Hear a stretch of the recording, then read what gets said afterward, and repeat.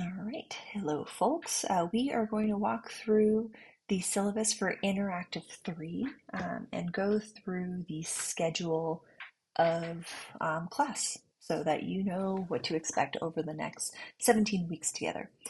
So as always, every teacher is going to ask you to read the syllabus. I also ask you to read the syllabus. Um, I will use this video though to kind of skip to areas that'll probably be a little bit more interesting or important to you to set those expectations of what we're going to be doing in class for the next semester. So the top part of my syllabus includes all of my contact information. So if you need to reach out to me through email, I've got my Google Voice number here. You can also request virtual office hours. I'm using Calendly, same as the previous semesters that if you've been in my classes this last year, you are aware of the scheduler. I have my hours set as Tuesday, Wednesdays from 6 to 7 p.m. Mountain Time. They are set up in 15-minute increments. If you need more than 15 minutes, that's fine. Just go ahead and book those sessions so that I know to set aside that time and so that another student doesn't just kind of like show up.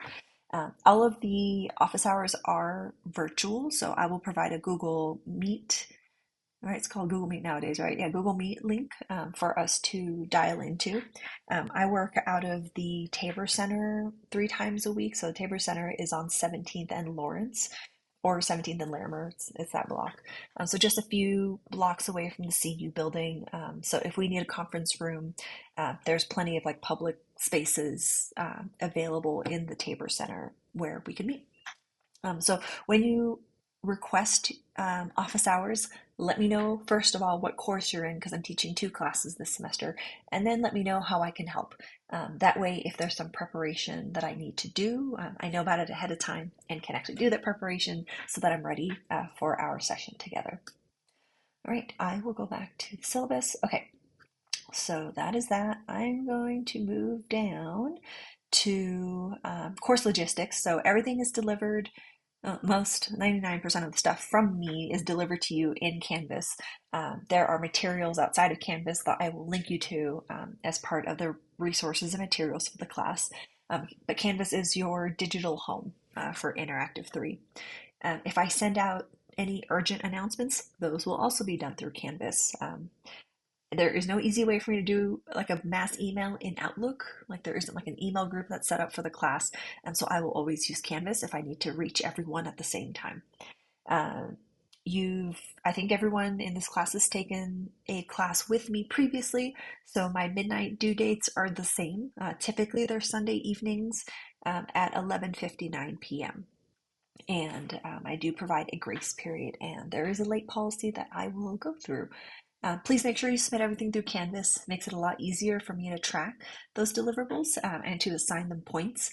And the school also needs records that you have submitted things on time, and that is their primary mode of auditing and kind of triple checking academic honesty. So make sure you submit those through Canvas wherever possible. If for some reason there is an issue and Canvas is just not letting you submit it, you can still email it to me and then I will upload it to Canvas and like note it as a student submission. All right. So required materials, they are all free. So Creative Cloud, that comes with your tuition. You probably already have access to that through some of your other classes, and you will just use that as needed. We don't have any like real specific things we're doing in Creative Cloud. It's real. You'll get more details on this later with your big project at the end of the class. You will get to pick and choose what software you're going to use. I will provide suggestions, but ultimately you are the creative director of your project. So I recommend that you have access to it since it is a robust suite of tools. You will also get access to Figma. You probably already have access to it if you've taken a previous class with me. If not, please make sure to go sign up for an educational license. It is free, and then you'll have access to the full suite of like software that Figma has to offer. In the cases that you're going to create a chatbot as part of your big project towards the end of class, um, I have done a lot of research trying to find free trials that work best. Landbot.io seems to fit the bill. Don't sign up for this ahead of time. Don't sign up for this before you need to. So definitely don't do it now because we're not going to touch anything related to chatbots for a long while. And the free trials only last for 14 days. So I don't want you to end up in a position where you've started something and then you have to pay to see the project through. I'd rather you just have access to it and complete it during that free trial period. You should already have a WordPress site that you've set up in my previous classes. If not, you will have to resurrect it or create your own new one. And I recommend just using the free plans. If you want to upgrade to a paid plan, that's completely on you, but that is not a requirement for any of my interactive classes. And we will use open broadcasting software to record any video presentations that you may have. You may need things like iMovie, or if you're very fancy, you can use Premiere to do some light video editing. In the videos that I do for work, they're not particularly high tech. They're just usually like slices of videos that I just stitch together in iMovie. So that's about as much artistry as I expect, just a continuous narrative. We're not a video editing class, we are an interactive design class, and video is just one of the ways that we will communicate our project and our vision. All right. Hardware, still standard from like some of these other classes you've had me in. So you need a laptop or a desktop with reliable internet access and access to design software. You'll need a webcam for recording, these video presentations very similar to this. You'll need a compatible smartphone and or tablet. This is going to be highly dependent on some of the project work that you will be self-directing later in this class. So ideally it's reliable access to it. Like you don't have to own one, but you just need to have access to one so that you can test your designs and make sure that they work appropriately in the mobile and tablet form factors. You can have one or the other. You don't need both. But if you happen to have a tablet laying around, that's great too. All right, reading materials. I've tried to keep everything as close to free as possible. Um, Everything that's labeled free are things that I have that I'm providing to you. These are materials that were pulled together by the O'Reilly. They're a tech publishing group, and they've like kind of collected chapters from certain books and lumped them into these free resources.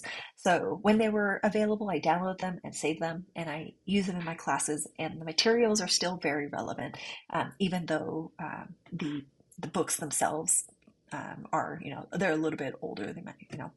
So, but I think the information there is still pretty solid. So I have them in my class. Okay, so let's go through the grading breakdown.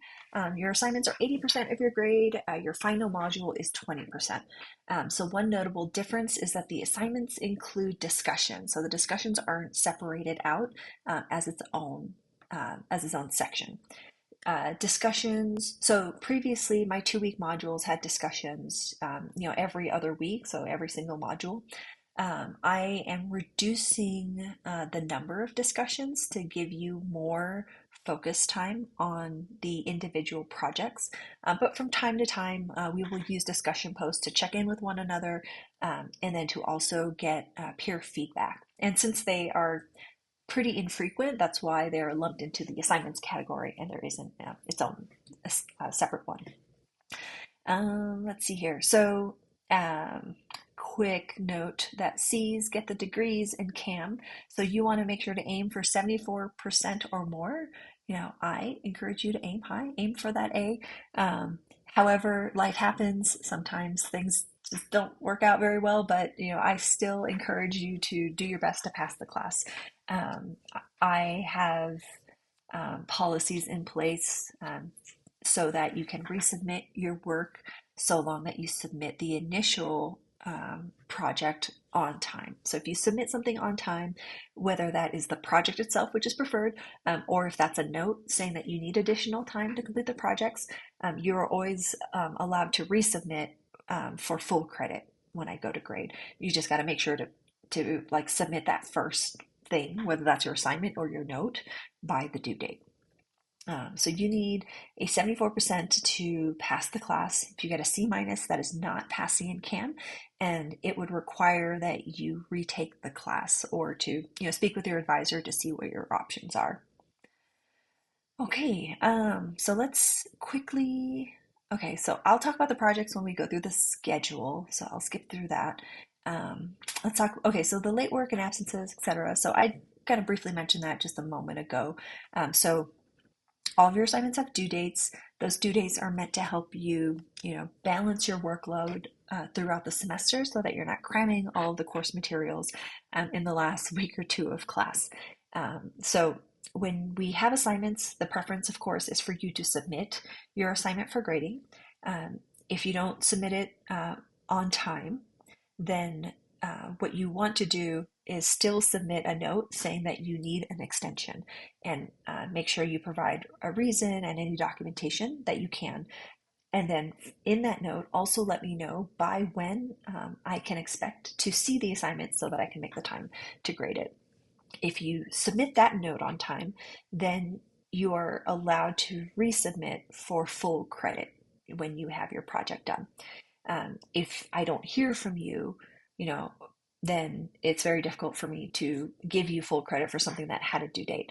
So you get a grace period of 3 days to still submit a project. So everything's due, typically things are due on Sunday nights. If you don't make it by Sunday night, then you have Monday, Tuesday, Wednesday as your grace period where you can still submit things. After Wednesday midnight, that's when your maximum grade is 75%. So your full credit. So what typically would be 100% ends up being 75, and those are your grade is then reduced from there based on the criteria that I use to evaluate your project. So whenever possible, submit your projects on time. If you can't submit your project, submit something, whether that's a note, something in progress, do your best. And if there's, if you're having really significant scheduling issues, let me know as well. And we can see if there's something that can be done to help you out. All right, I will skip that. That should be familiar to you. Okay, so let's go through our class schedule. So for class, as you may remember, I split everything up in 2-week modules. We have fall break and we have finals week, so that also cuts into the 17 weeks that I used to reduce into modules. So in module 1, which is week 1 and 2, starting August 19th, ends on September 1st, is when we will kick off class. So this is the kickoff. Welcome again. And we will kind of go through a couple of like preparation exercises to make sure that you're all set up for the rest of class.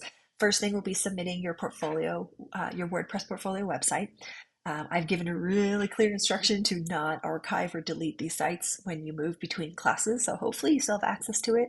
If not, you can create a new one pretty quickly, and you can use the instructions that I provide in that assignment. You will also, for the first 2 weeks of class, work on a generative AI blog article. Doesn't mean you're going to use ChatGPT to write the blog article, but you will experience some of these like generative AI tools and write about your experience in that blog article. And there's a couple of other like things for you to read. There's also a Star Trek episode that I want you to watch. And if you're a Trekkie, you can just rewatch it. But if you don't have access to that episode, it's $1.99. I think it's the only thing I ask of the students at Interactive 3 to pay for. So ideally, that's like cheaper than hopefully a lot of your other classes. All right. So end of module 1 will be September 1st, right before Labor Day holiday. That's when your blog article will be due. You will post that blog on your website. You will also submit your website as well. And that'll take you through the first 2 weeks of class. In module 2, we have a holiday, so Labor Day is that Monday, but the other 13 days, you will be examining an existing project. So something that you've worked on previously, you can revive, or you can focus your design efforts on an app or website that you currently use day to day that you enjoy using. And what you will do is reimagine that project with AI in mind. So, like, how might generative AI help enhance the utility or the content or both of this app or website? And your project between module 2 and 3 is to work through that reimagining, create all the designs for it, create the prototype and the presentation video as well as a case study. And that will keep you plenty busy, for those 4 weeks for Module 2 and 3. I will also provide reading, and those will be linked in the modules, when they're published. So in Module 4, we start thinking about that big, term project that you will be working on, the Connected UX project. I will provide the details of that project closer towards Module 4 as to not distract you. But in Module 4, you'll start thinking about that project, creating a mood board, jotting down some ideas, generating some ideas, using ChatGPT to generate some ideas, and then kind of like seeing which of these ideas have the most promise and the right level of complexity for this class project. In Module 4, you will also go through Google's generative AI training, and I think it's a great resource that's free for folks. And once you finish, there are badges that you can include on LinkedIn or your website. Those will be for extra credit. That won't be a requirement of a class to get those badges, but if you do, you can, it's good. It's really good for for like your portfolio and your LinkedIn, but then you can also submit it for extra credit in class. All right, so Module 5, you'll continue working on your design project. You will author a press release that verbally explains what your vision is for your project. You will take this press release to the Writing Center to get their feedback and submit that documentation as part of your deliverable. And then in Canvas, you'll also complete a couple of peer reviews and provide feedback to other designers in class so that, they get some other perspectives too on their project. It is also the week of Adobe Max. And Adobe Max is a conference held every year by, the friendly folks at Adobe. This year it is in Miami, but since we're not going to Miami for a class field trip, we will just be signing on remotely to their online version of their conference. They don't have the full set of sessions that are recorded or live streamed, but a good portion. And some of those will include software tutorials. Some of it will be keynote speakers. I found a lot of inspiration. I've learned a lot of things from my time attending Adobe Max. So I think it'll be a great value to you, especially as juniors and seniors in the design program. And there's a lot of topics and themes on generative AI right now. It's a very hot topic, and it is a skill highly sought out or sought after in the tech industry. And as designers, it's just a great playground to learn. All right, so Module 6, we start going through the technical design work for your project. So this is where you're defining how the technology in your vision works, what is required to enable your project to come to life. You will be doing primarily documentation here. So the project is not something that you will fabricate in real life. It is something that you will use video and your press release and these technical specifications to help define and to help bring to life through a video demonstration.